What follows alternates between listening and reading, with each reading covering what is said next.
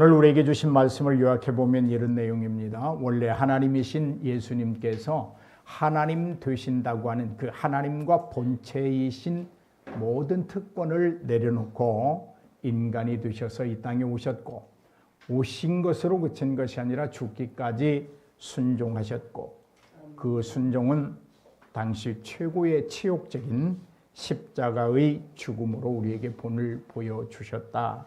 그러므로 너희는 이 예수 그리스도의 마음을 지녀라. 이것이 본문 내용의 요약입니다. 바울은 이렇게 권면합니다. 말씀 보십시다. 시작. 너희는 마음을 품으라. 곧 그리스도 예수의 마음이니. 우리 마음에 품어야 할 예수의 마음이란 여러분 무엇라고 생각하십니까? 이런 거예요. 하나님이 자신을 비우고 죽기까지 복종할 수 있었던 예수 그리스도의 마음, 그 마음을 품으라는 것입니다.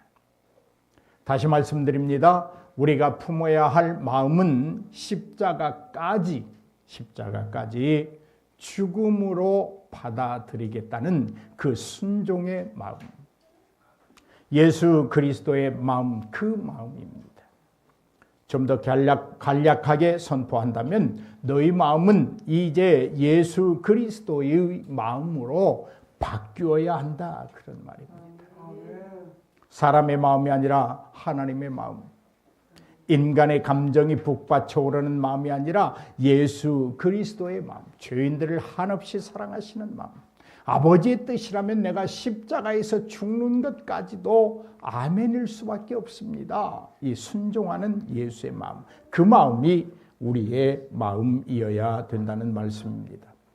자기를 비우고 죽기까지 복종하신 마음을 품으라. 그것이 예수 그리스도의 마음이다. 또한 그리스도와 연합된 자로서 그에게 합당한 마음을 품어야 하는데, 그 마음이 십자가의 죽음까지 순종하신 예수 그리스도의 마음이다, 그런 말입니다. 오늘 여러분의 마음은 지금 누구의 마음을 닮아가고 있습니까?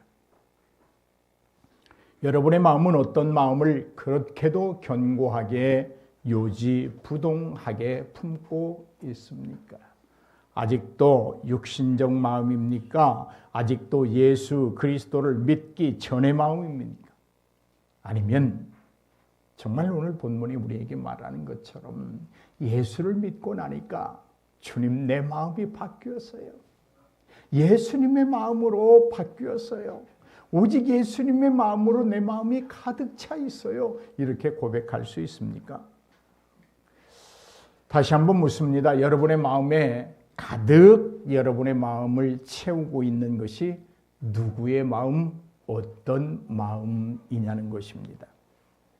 아직도 미움의 마음이 있습니까? 아직도 용서하지 못할 마음이 있습니까? 아직도 주님을 배제한 채 내가 할 수 있어, 나는 능력이 있어, 나는 충분히 해낼 수 있어, 이런 어떤 정말 능력, 의지, 결단이 참이 아닌 자기 과시에 쌓여 있지는 않습니까? 절대 그렇게 되지 않습니다. 여러분, 오늘 종려주일이라고도 하고 고난주간의 시작입니다. 종려주일이란 예수님이 십자가를 지시려고 예루살렘에 입성하시는 것을 가리켜서 종려주일이라. 근데 왜 종려주일이라고 했느냐? 예수님이 나귀를 타고 예루살렘을 향하여 갈 때 군중들이 종려나무 가지를 꺾어서 길에 깔고 자기 옷을 깔고 하면서 호산나 호산나 우리를 구원하소서라고 찬송을 해서, 그래서 종려주일이에요. 그 종려나무 가지를 깔고 있어. 이런 유래도 우리가 좀 알면서 신앙생활하면 재미있지요. 자, 이 종려주일은 부활주일 전주를 가리켜서 종려주일이라고 해요. 그러니까 매년 4월 13일이 종려주일이 아니죠. 날짜가 계산되니까. 그러나 우리가 부활절 전주가 종려주일이고 부활절 전주간이 고난주간이다. 이런 것은 좀 기초적으로 알아두면 좋겠습니다. 고난주간은 여러분 단순히 고통, 슬픔을 의미하는 주간만은 아닙니다. 우리 그리스도인들에게는 그 고통과 슬픔, 그러니까 십자가를 지려고 본인이 매달려야 될 그 십자가를 지고 가시는 그 주님의 고통과 슬픔, 그리고 그 모욕적인 사람들의 은사를 다 참아내고 견뎌냈더니 부활이라고 하는 영광을 얻게 되는 것입니다. 그러니까 이 고난주간의 이 주님의 고통은 결코 고통과 슬픔, 모욕, 수치로 끝나지 않았다는 거예요. 그것이 부활의 영광을 가져오고 있는 전 단계였다. 그렇게 표현할 수 있습니다. 그러므로 저는 그렇게 말을 해요. 고난주간은 오히려 우리에게 닥치는 그 어떤 것들을 통해서도 부활의 승리를 바라보며 감사하고 기뻐할 수 있어야 된다. 아직도 2025년 고난주간이 시작되는 이제 오늘까지도 여러분의 그 막히고 얽힌 문제가 해결되지 아니하고 고난주간에 계속되어지고 있다고 하면 이렇게 여러분의 마음을 바꾸면 됩니다.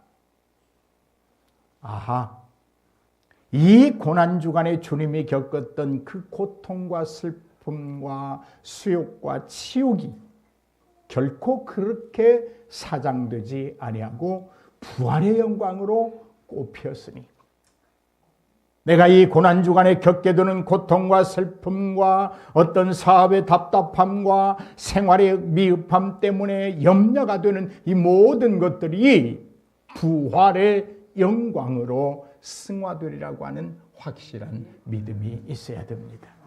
할렐루야.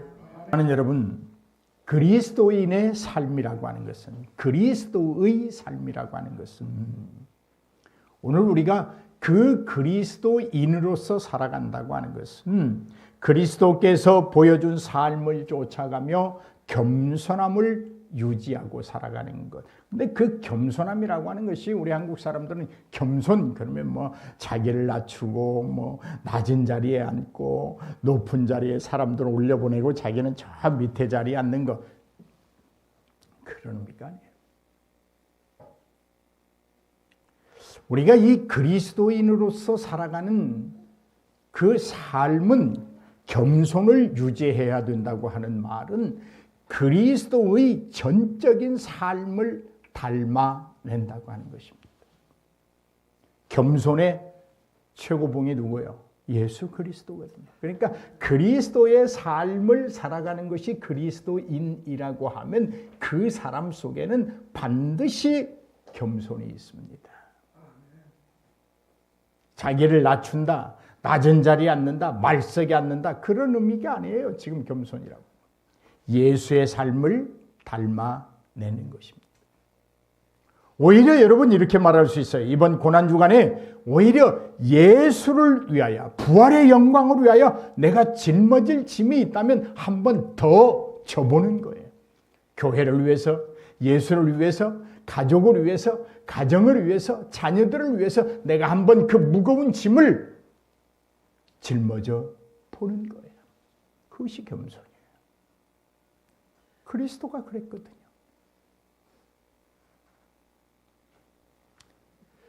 그리스도인의 삶이란 그리스도께서 보여준 삶을 닮아내는 겸손이라고 말씀드렸는데 그것은 어떤 의미일까? 그리스도와 동행하는 삶을 말합니다.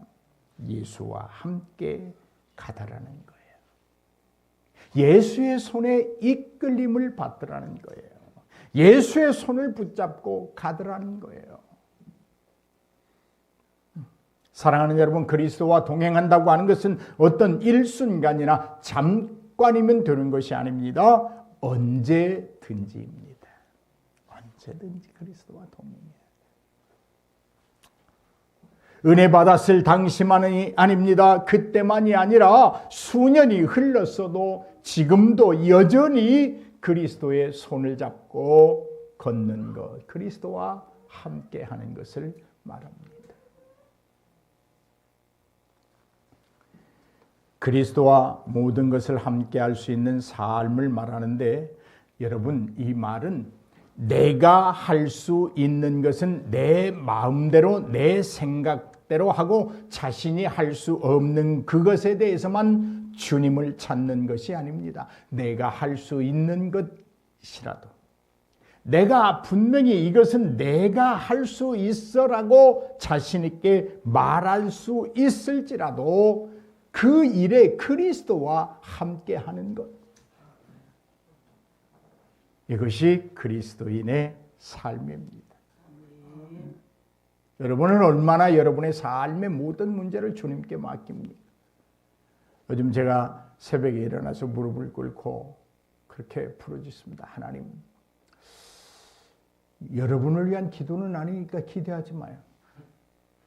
저 아이들을 교회에 보내주셨는데 하나님, 저놈들을 내가 어떻게 잘 양육해서 일평생 변함없는 신앙으로 하나님의 사람으로 살게 만들까요? 그러려면 돈이 있어야 되고, 그러려면 저에게 지혜도 주셔야 되고,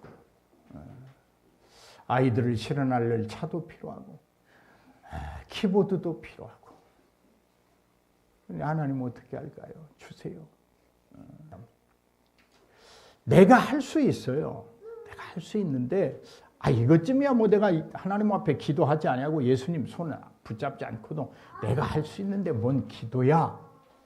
라고 하는 그것까지도 주님께 맡기고 주님의 손을 붙잡아야 되는 것. 그것이 그리스도인의 삶의 겸손이라는 말입니다. 어떤 사람의 기도를, 어떤 사람의 삶의 겸손을 하나님은 존귀하게 여기실까? 누가 봐도 내가 할 수 있어요. 지우가 봐도 내가 할 수 있고, 은사가 가만히 봐도 목사님이 이건 다 할 수 있어요. 그러나 그때도 하나님, 이거 이렇게 하려고 하는데 어떻게 하면 될까요? 하나님, 이거 이렇게 하고 싶은데 이렇게 해도 될까요? 이때 하나님은 그래, 내가 할 수 없는 것도 내가 다 하겠다, 그렇게 말씀하시는 줄로 믿습니다. 경험해 보세요. 우리 사랑하는 성도들은 내가 할 수 있는 것도 하나님께 의뢰하고 그분의 손을 붙잡고 가는 저와 여러분이 되기를 주의 이름으로 축복합니다. 자, 6절 7절 말씀 보십시다. 시작. 그는 근본 하나님의 본체시나 하나님과 동등됨을 취할 것으로 여기지 아니하시고 오히려 자기를 비워 종의 형체를 가지사 사람들과 같이 되셨고. 아멘. 그는 근본은 하나님의 본체시나 하나님과 동등됨을 취할 것으로 여기지 아니하시고 오히려 자기를 비워 종의 형체를 가지사 사람들과 같이 되셨고. 할렐루야. 우리 아이들이 읽은 말씀 중에 이런 말이 있어요. 하나님의 본체다, 이런 말이 있는데, 이 말은 예수 그리스도는 예수 그리스도 이전에 하나님으로서의 근본을 가지고 계셨다, 그 말. 여기 삼위일체가 여기에 있는 거예요. 하나님의 본질이셨다. 하나님이라고 하는 분이 누구냐? 예수 그리스도라고 하는 거예요. 예수 그리스도는 하나님과 동일한 본체, 즉 실체였다는 것입니다. 그러므로 당연히 나 하나님이야, 내가 왜 십자가에서 죽어? 라고 말할 수 있지만 그러지 아니하셨다. 그럼에도 예수 그리스도는 하나님의 본체라고 자기의 권리와 어떤 기득권을 주장하지 않았다고 하는 것입니다. 오늘 사랑하는 여러분, 우리도 마찬가지예요. 하나님의 사람이라면 자기에게 주어진 권리와 기득권을 포기할 줄 아는 그런 덕목의 신앙을 가져야 됩니다. 할렐루야. 자기를 비워 종의 형체를 입으셨다. 이것은 겸손이라는 것이 어떤 것인가를 하나님이 우리에게 가르쳐 주신 거예요. 야, 겸손이란 내 기득권을 포기할 줄 아는 거야. 네가 당연히 가지는 권리를 포기할 줄 아는 거야. 그것을 실천하는 게 겸손이야. 그러니까 네가 내 권리를 포기하고 내 당의 어떤 권리를 포기할 수 있어라고 하는 마음을 갖는 것, 그것이 겸손이 아니고 그것들을 실천하는 것이 겸손이야. 이렇게 말하고 있습니다. 사랑하는 여러분, 여러분은 하나님의 영광과 하나님의 영원하신 뜻을 이루기 위해서 얼마나 자신을 비워 보셨습니까? 얼마나 자신을 어디까지 낮추어 보았습니까? 충분히 주장할 수 있는 당위성이 확보되었다 할지라도 하나님의 영광, 하나님의 교회, 신앙의 공동체를 위하여 한없이 높아지고자 하는 자신을 억제하고 절제하면서 낮추어 보고 욕심으로 가득 찬 자신을 비워도 보고 모든 이가 좋아하는 상석이 아니라 초라해 보이는 말석에 앉아 보셨습니까?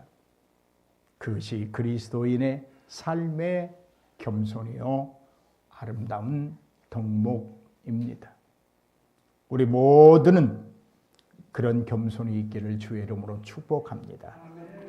예수 그리스도가 하나님의 본체임에도 불구하고 동등됨을 스스로 주장하지 않았다는 말씀은 놀라움을 넘어서 오히려 우리의 온몸을 떨게 하는 경외감을 솟아오르게 합니다. 그렇다면 여러분, 하나님과 동등되다고 주장할 수 있는 분은 누구일까? 아주 기초적인 질문 같지만 반드시 그 사람은 하나님이어야만 한다는 사실이에요. 특별히 대한민국에는 자신이 하나님이라고 하는 사람들이 너무 많잖아요. 어제 우리 붕어빵 전도할 때 어떤 사람 붕어빵 주니까 그러잖아요. 교회에서 무료로 나눠준다고 하니까 신천지는 아니죠? 그러잖아요. 나는 하나님이야. 그러나 하나님의 본체됨을 나는 동등되게 여기지 아니하고 나를 비워 종의 형체로 십자가까지 나는 질 수 있어 라고 말할 수 있는 사람은 누구냐면 하나님 본질이셔야 된다. 하나님이셔야 된다. 우리 최문화 성도님이 내가 지우 아빠야 라고 주장할 수 있는 건 뭐예요? 본질적으로 지우의 아빠이기 때문에 그렇다. 우리 우성도님이 내가 은서 아빠예요 말할 수 있는 건 뭐예요? 본질적으로 은서의 아빠이기 때문에 그래요. 그런 것처럼 예수 그리스도가 나는 하나님과 동등되지만 그것을 주장하지 아니하고 나를 비워서 종의 형체를 지고 십자가를 졌다라고 말할 수 있는 것은 바로 그분이 하나님이시기 때문이에요. 할렐루야. 우리는 지금 그런 하나님을 섬기고 있는 거예요. 사랑하는 성도 여러분, 시간이 많이 갔기 때문에 말씀을 넘겼으면서 하겠습니다. 여기 취할 것이다 그렇게 했어요. 내가 하나님과 동등됨을 취하지 아니하고, 이 취하지 아니하고라고 하는 말은 헬라어로 하파그모스라고 하는 말. 하파그모스. 여기는 이 말은 강탈한다는 거예요. 강도 행위를 말하는 거예요. 강도죄를 말하고 강도짓을 하는 것을 하파그모스 그렇게 말하는 거예요. 그러니까 예수님께서 하나님과 동등됨을 취하지 아니했다. 그것은 내가 하나님의 절대적인 주권이나 권리나 그분의 능력이나 지혜를 내가 강탈하지 않았다 그런 말이에요. 왜? 본인이 하나님이시기 때문에 다 가지고 있다는 말이에요. 사랑하는 여러분, 하나님과 동등됨을 취하지 않았다고 하는 것, 그것은 단순히 그렇게 하지 않았다 이상의 의미를 우리에게 교훈하고 있습니다. 우리는 종종 신앙생활하면서 하나님의 주권이나 하나님의 능력을 강탈해버리는 때가 있어요. 빼앗아버리는 때가 있어요. 그때가 언제일까요? 여러분 신앙생활 그렇게 막 깊이 있고 막 무겁고 그런 거 아니에요. 우리의 일상생활 속을 가만히 살펴보면 우리가 하나님의 은혜를 강탈하는 때가 있어요. 뭐요? 제가 처음에 말씀드렸어요. 하나님께 맡기지 않는 것. 하나님은 다 우리에게 맡기라고 그래요. 얘야, 너 염려하지 마. 내가 아버지로서 너 바라볼 때마다 아파. 염려하지 마. 그냥 내게 맡겨. 뭘 그렇게 발부둥을 치고 아웅다웅을 하니 그러지 마. 내게 맡겨. 그런데 우리가 맡기지 않아요. 그게 강탈하는 거예요. 하나님이 우리를 돕고자 하시는 그 애절한 마음을 강탈하지 아니하기를 주의 이름으로 축복합니다. 하나님은 오늘도 여러분에게 얘야, 너는 내가 택한 내 백성이야. 내 자녀야. 내 아들로 삼았어. 존귀하고 보배로운 내 딸로 삼았어. 난 내 아버지가 되고 싶어. 아멘 하세요. 매사에 네가 수저를 들고 밥을 먹든 화장실을 가든 길을 가든 백을 메고 가든 무엇을 하든 나는 너의 아버지가 좀 되고 싶어. 너와 함께하고 싶거든 라고 말하시는 이 하나님 보고, 하나님 피곤하신데 잠깐 쉬세요. 내가 할 테니까. 이게 강탈하는 거예요. 하모크모스, 하파크모스. 오늘 사랑하는 여러분, 하나님께 안 맡겨도 안 되고 내가 해보려고 해도 안 됐잖아요. 그럼 이제 무슨 방법만 남았어요? 하나님께 맡기는 거예요. 맡기는 거예요. 철부지 같은 목사처럼 보입니까? 그렇지 않아요. 맡기세요. 맡기세요. 맡기시면 하나님이 그 믿부심을, 그 맡기고 주님을 향해 따라오고 있는 그 모습을 보시고 양이 차면 하나님이 허락하십니다. 할렐루야. 할렐루야. 하나님을 믿지 못하고 하나님께 맡기지 못한다는 그 자체가 하나님과 내가 동등된 자야 라고 교만한 거예요. 맡겨야 됩니다. 맡겨야 됩니다. 여러분, 에덴 동산으로 한번 돌아가 볼까요? 아담과 하와라고는 우리 아주 큰 할아버지 할머니가 하나님께 대들었잖아요. 하나님과 같이 되고 싶어서 선악과를 꿀꺽하니 죽음이 찾아왔잖아요. 지금이라고 그런 진리가 없어졌을까요? 그렇지 않아요. 어떤 인간이든 한나라의 대통령이든 국무총리든 판사든 누구든 교사든 간에 사업가든 간에 하나님과 동등되고자 하는 자기 자신의 생각이나 의지나 어떤 행위가 있다면 그는 반드시 죽습니다. 죽습니다. 그러니까 어떤 사업을 할 때도 이런 의식을 가지고 있어야 돼요. 이 사업을 통하여 내가 하나님의 영광을 어떻게 드러낼까? 이것이 1순위가 되어질 때 하나님은 그 사업을 축복하십니다. 목적이 있어야 하나님이 주시는 거예요. 아, 네가 그렇게 돈을 아름답게 쓰려고 하니? 그래, 내 주겠다. 근데 그 아름답게 쓰지 못하고 자기 욕심만을 채우려고 하는 사람에게는 하나님이 미리 안 주시는 거야. 너 내가 돈 주면 너 나머지도 버리고 떠날 사람이야. 그런데 내가 너 주겠어? 안 줘. 너 부자 만들어 놓으면 가만히 네 상태를 보니까, 믿음의 상태를 보니까 부자 되는 순간 나를 잊어버리고 떠날 것 같아. 그러면 내가, 너 생각해봐라. 네 영혼을 중히 여기는 내가 너에게 부자 만들어주고 너를 죽음으로 몰아넣겠느냐? 돈 안 주고 네 영혼을 구원시키겠느냐? 내가 어떤 것을 택하겠느냐?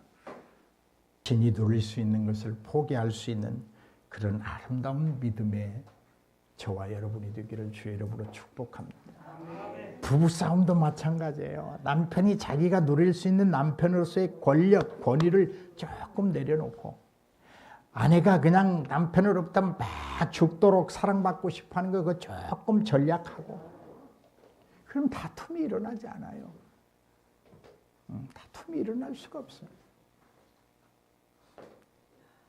사랑하는 여러분, 당연한 것으로 여겨지는 것들도 하나님께 묻고 대답할 수 있는 저와 여러분이 되기를 주의 이름으로 축복합니다.